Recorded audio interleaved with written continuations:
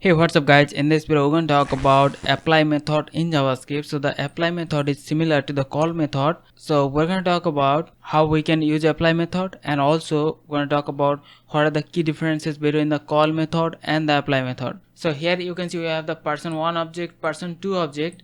So both of them can use the function that belongs to another object by using the call method. Similarly also we can use the apply method and we're gonna have the same output. So here also the object is using the print function with the help of apply method. So we have to pass the object, then that particular object will access that function. So here in this case this dot name refers to the person2. Similarly also we can pass person1 object, and now the person1 is using the print function. In this case this dot name refers to the name property of the person1. So in this regard call and apply works the same, but the key difference is that with the passing of arguments.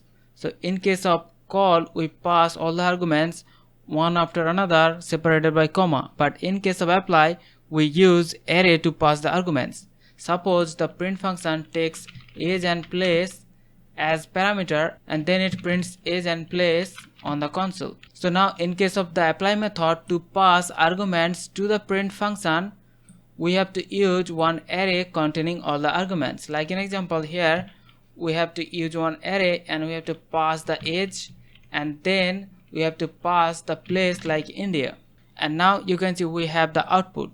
And this way we can pass multiple arguments to the function by using the array which contains all the arguments. So this is the key difference between call and apply, where in case of call we pass all of those arguments one after another separated by comma, but in case of apply we use one array to send all of those arguments as array element. So hope you understand the concept.